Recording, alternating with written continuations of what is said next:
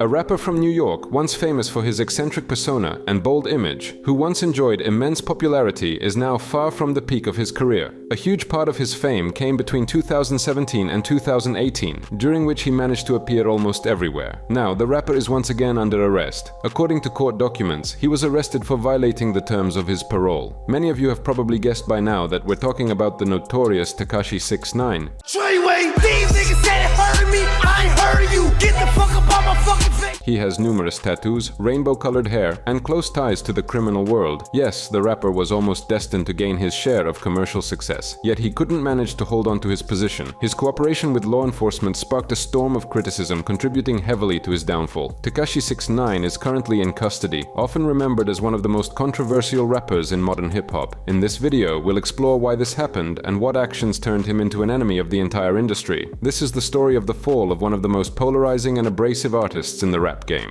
So let's begin.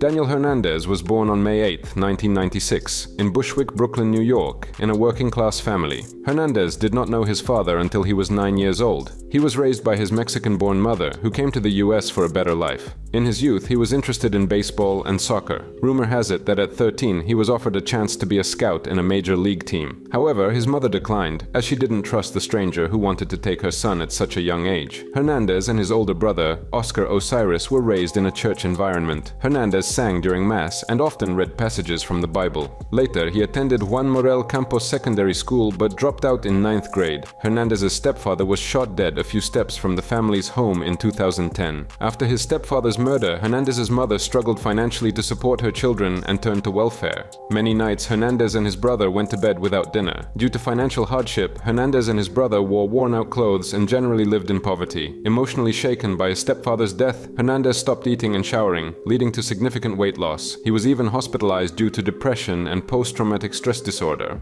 Hernandez also began acting out because of this tragedy and was eventually expelled from school for poor behavior. Instead of continuing his education, he started working various jobs, like waiter and delivery person at a grocery store, to help his mother financially. Tekashi first thought about becoming a rapper in 2012. He was inspired after meeting Peter Rogers, CEO of the New York record label Hikari Ultra. Rogers entered a vegan snack shop where Hernandez worked. Upon seeing him, he asked if Hernandez did rap based on his appearance. Rogers remarked that Hernandez looked like a rapper and encouraged him to try his hand in the genre. Tekashi began releasing tracks in 2014, starting with 6ix9ine in August 2014. Then came the song Pimpin' in September 2014. Finally, the track Who the Fuck Is You was released in October 2014.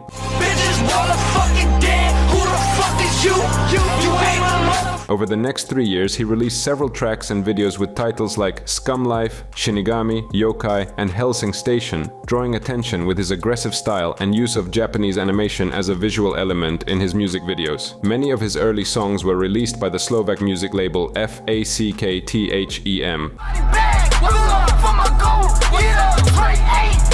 Daniel took on the stage name Tekashi 6ix9ine. Tekashi refers to Japanese animation, which he had long been a fan of, while 6ix9ine symbolizes the 69 position and the yin-yang symbol. Becoming an internet meme with his rainbow-colored hair, numerous tattoos, and rainbow grills, Hernandez eventually became a regular feature on tracks by New York rapper Zilla Kami.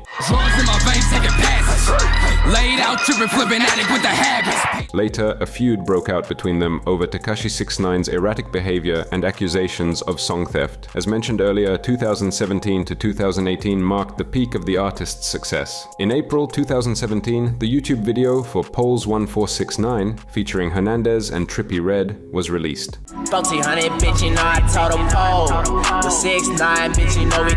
This video marked the starting point for the rising star's popularity, quickly going viral and drawing significant attention to Tekashi 6ix9ine's flamboyant image. The artist's commercial success in global charts was linked to the release of his debut single Gummo. The track reached number 12 on the Billboard Hot 100 chart, and a year later, on March 5, 2018, it achieved platinum status. In December of the same year, the track doubled its status, selling 2 million copies. His next single, Kuda, debuted at number 61 on the Billboard Hot 100. Oh, my niggas really gang bang, talk that damn slang. Rap about it, do the same thing, let you know. In January 2018, Hernandez released his third single, Keke, featuring Fetty Wap and a boogie with the hoodie, which also entered the top 100. You know I run up with the shit on the regular. Bare face, I'ma hit a lick on the regular. Shortly after, Hernandez released his debut mixtape titled Day 69. Before I murder you, bitch niggas always drinking blood, but I know they fool. Whole squad full of fucking. The release came out on February 23, 2018, debuting at number 4 on the Billboard 200 chart with 55,000 copies sold. Critics from the New York Times noted that this album was a result of the SoundCloud rap explosion and showed a willingness to depart from the typical hip-hop sound. After the release of Day 69, 2 songs from the album, Billy and Rondo, debuted on the Billboard Hot 100. Billy reached 50th place and Rondo reached 73rd. The artist's meteoric rise was understandable. Alongside his vibrant image, Tekashi 6ix9ine was frequently embroiled in criminal affairs and didn't shy away from mentioning it in his lyrics and showcasing it in his music videos. While his debut mixtape topped the charts, music media audiences were divided into 2 camps. Some were repelled by his image and doubted his claims of gang affiliations, while others actively supported him and promoted his music on social media. In April 2018, Hernandez released the song Gotti, a remix of the track Got It, recorded for the artist Pac-Man. On April 16, 2018, the video for this track was released, featuring scenes of Hernandez handing out wads of $100 bills to impoverished residents of the Dominican Republic. The song was included as a bonus track on the Day 69 album and debuted at number 99 on the Billboard Hot 100 chart. The following week, it dropped to 100th place, marking Hernandez's 6th song to chart on the Billboard Hot 100. The rapper's first major legal issues arose in May 2018 when Hernandez, amidst a feud with rapper Casanova, was involved in a shooting with Casanova's entourage. This high-profile incident forced the rapper to terminate a $5 million contract and step away from performing in Brooklyn. As a result, Tekashi 6ix9ine stopped releasing music for several months, but later returned with the single Tati, which once again topped the charts, debuting at number 43 on the Billboard Hot 100. These bitches think I'm stupid. I ain't stupid. Got me boy fall in love with it. Hernandez's subsequent successes throughout 2018 are numerous. One notable example being his single with Nicki Minaj and Murda Beats, which peaked at 4th on the charts. To date, the video for the track has over 1 billion views.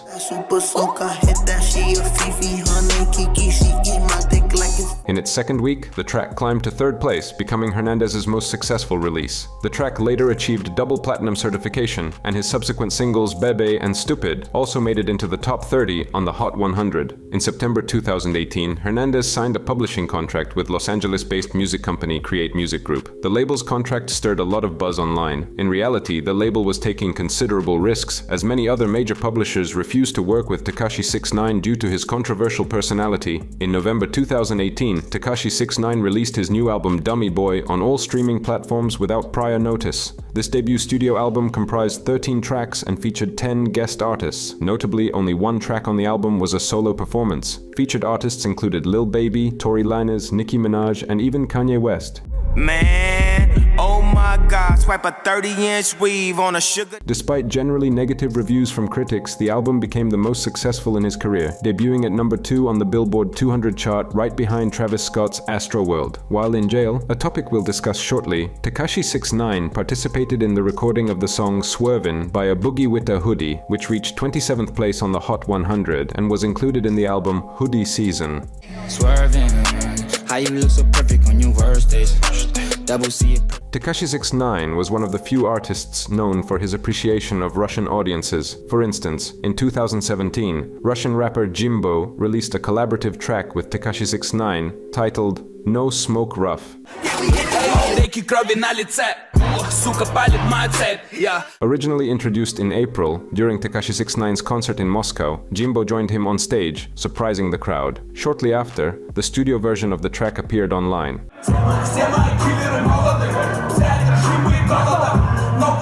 Despite his popularity, Hernandez remained one of the most controversial rappers of his time. His legal troubles had been a recurring issue throughout his career and even before it began. In 2015, he faced charges of child misconduct. In October of that year, Hernandez pleaded guilty. He was charged with 3 counts of a crime following an incident in February 2015 when he interacted with a 13-year-old girl and subsequently shared a video of the incident online as a music video. The details of this case had a notably negative impact on the artist's reputation. As part of his plea agreement, Hernandez was required to earn his high school diploma, refrain from posting images of women or children in obscene or abusive contexts on social media, and avoid further legal trouble for 2 years. Additional restrictions were also imposed. If he met all these conditions, Hernandez would receive a 3-year probation period and would not have to register as an offender. Otherwise, he faced up to 3 years of imprisonment. During a court session in January 2018, it was revealed that Hernandez had not passed his high school equivalency exam, delaying his sentencing until April 10, 2018. Prior to the misconduct charges, Hernandez had already served time as a minor for assault and selling heavy illicit substances. Amid the misconduct case, Tekashi 6ix9ine was sentenced to 4 years of probation beginning in October 2018. One of the conditions was that he could not publicly use the phrase treyway, as it was considered to be promoting gang activity. He was also assigned 1,000 hours of community service. At the height of his career following the success of Gummo in 2017, this incident caused a stir, leading Trippie Redd to distance himself from Tekashi 6ix9ine, saying he doesn't associate with people who engage with underage girls. What I got going on, it don't hide the fact that a nigga got famous off of touching a bitch, a 13-year-old bitch.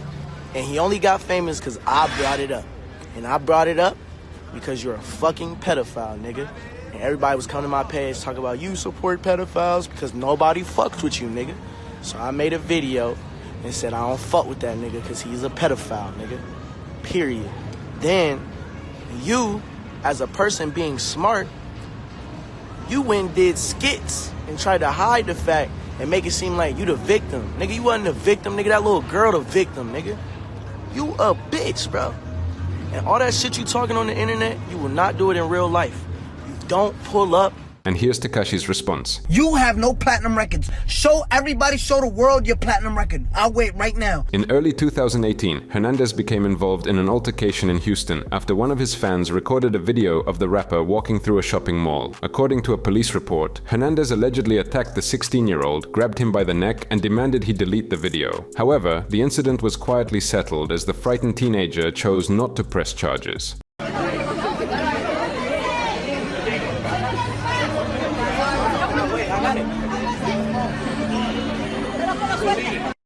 Later, several members of the Houston label Rap-A-Lot Records, including CEO Jay Prince, were robbed at gunpoint in the lobby of their Times Square office. It was later revealed that 9 members of the Trey gang were behind the robbery, seeking revenge for the label's refusal to allow Hernandez to perform at a Texas show booked a month earlier. In November 2018, Hernandez faced federal charges under the RICO Act, along with charges related to illegal firearms trafficking, conspiracy to commit murder, and armed robbery, risking a life sentence. Reports claimed he was associated with a Bloods gang faction called the 9 Trey Bloods. Hernandez's attorney, Lance Lazaro, requested his client's release on bail, proposing that Hernandez surrender his passport, pay close to $2 million, and remain under house arrest. However, the judge denied bail, citing Hernandez's potential danger to the community. He was initially held in the Brooklyn Detention Complex, in a general cell, and later moved to another facility for safety reasons due to several altercations with other inmates, including Crips gang members.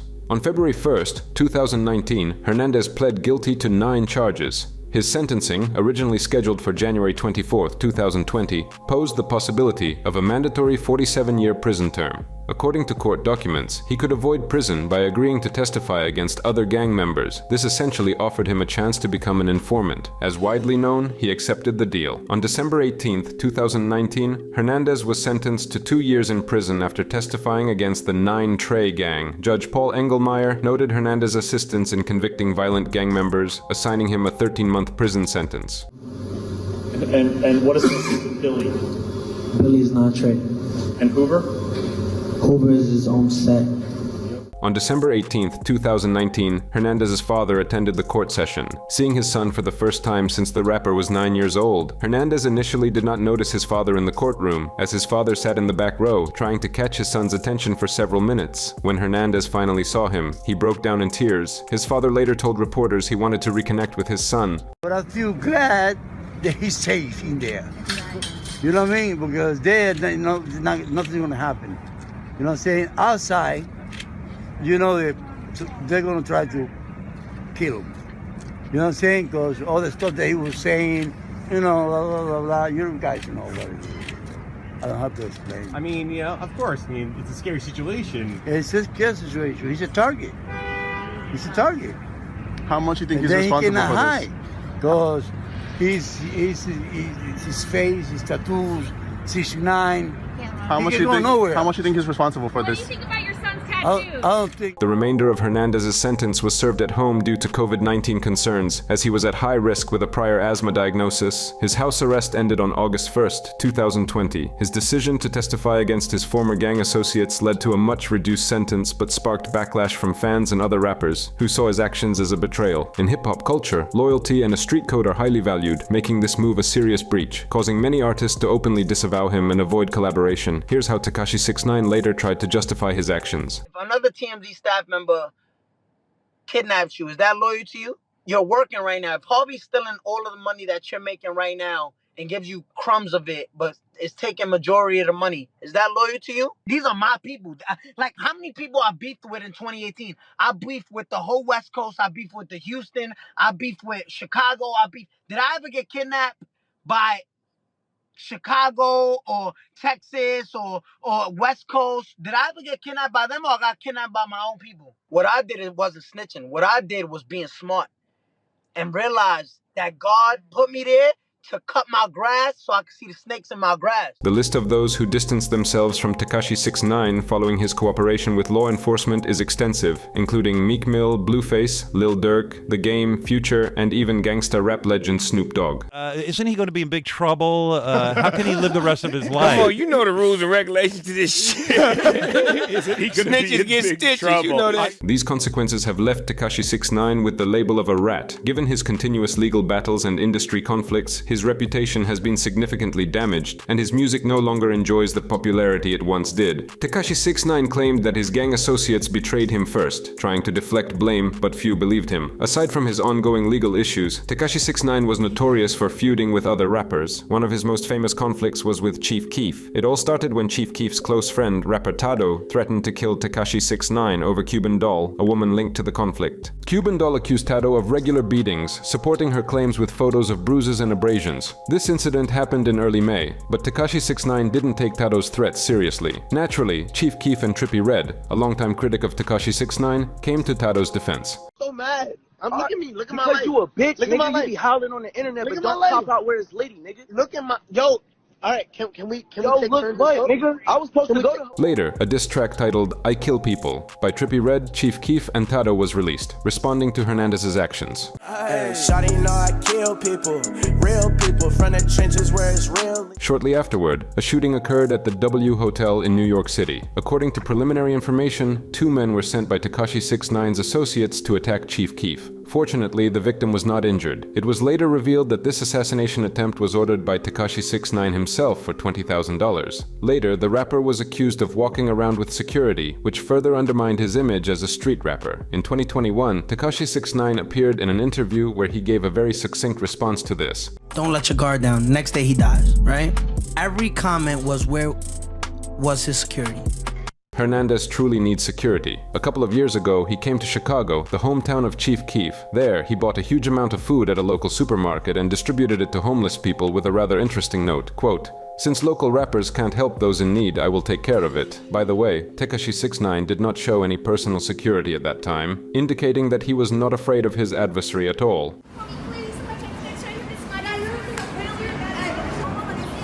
Knowing the nature of Chicago, it's surprising that Hernandez wasn't shot at that moment. Nothing can literally stop Tekashi 6ix9ine, so he continues to diss Chicago artists. It's no secret that Tekashi 6ix9ine's second most important opponent from Chicago is Lil Durk. Hernandez constantly mentions this rapper in his tracks, and also does not shy away from other provocations, including in Chicago itself. Sometimes Tekashi 6ix9ine crosses all possible boundaries. For example, after the death of Lil Durk's close friend King Von, Hernandez did not hesitate to react to this news with a smiley face. He even found a Lil Durk lookalike and dressed him in a bomber jacket featuring King Von, seemingly accusing Lil Durk of not being able to protect his loved ones and label colleagues. Hey, look. Look.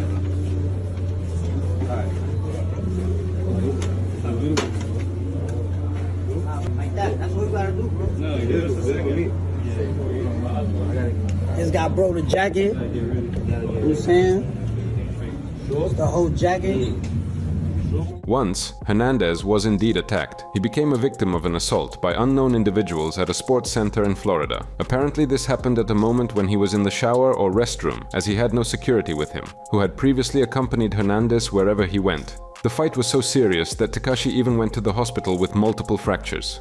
His lawyer, Lance Lazaro, who worked with the rapper during the trial 5 years ago, insisted that the artist was attacked by a crowd while he was alone and thus could not defend himself. The venue's managers immediately called all necessary services, including the police and ambulance. Judging by the photos of Hernandez, he really needed assistance. Also, according to Lazaro, the main task now is to ensure Tekashi's protection along with federal services, as his life is genuinely under threat. The incident was immediately responded to by Hernandez's well-known opponents, Chief Keef and Lil Reese.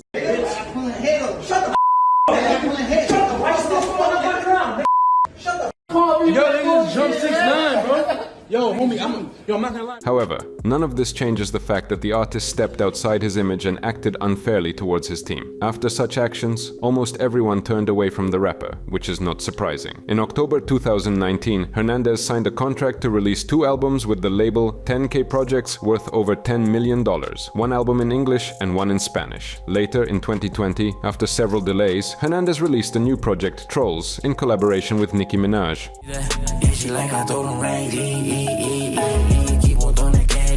This single became the first for Tekashi 6ix9ine to reach the top of the Billboard Hot 100 chart. However, in its second week, Trolls dropped to 34th place, breaking the record for the largest drop from number 1 in chart history. Leyenda Viva, Hernandez's third full-length album and his first reggaeton album, was released as a surprise on June 16, 2023. The album was entirely in Spanish. However, neither the release nor its singles made it to any major chart.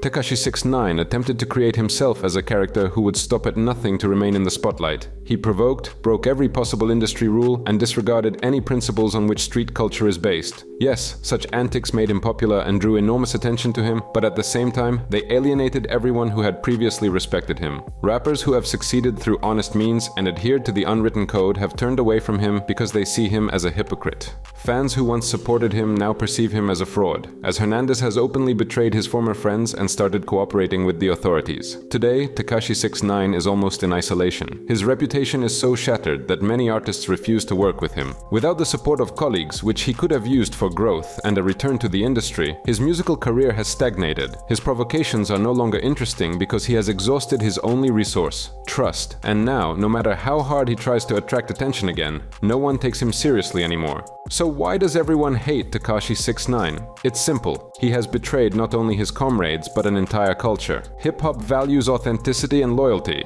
even if they are not perfect, and despises those who break the rules for personal gain. Tekashi 6ix9ine has become a symbol of how easily respect can be lost if one sells their principles for fleeting fame. People hate him not just because he has become a traitor, but because he has turned into an embodiment of hypocrisy and insincerity. Recently, Hernandez announced a new performance in Moscow, but for unknown reasons, it did not take place. Niggas know the fucking vibes, yo. Moscow, Russia, Moscow. I love you so much. I miss you guys. October 19th, I'm gonna be in Moscow, Russia at MTS Live Venue. MTS Live Venue, Moscow, Russia, October 19th. Make sure you buy your tickets. I'm gonna put the link right here. Moscow, Russia. If you come from St. Petersburg, anywhere in Russia, make sure you're there October 19th.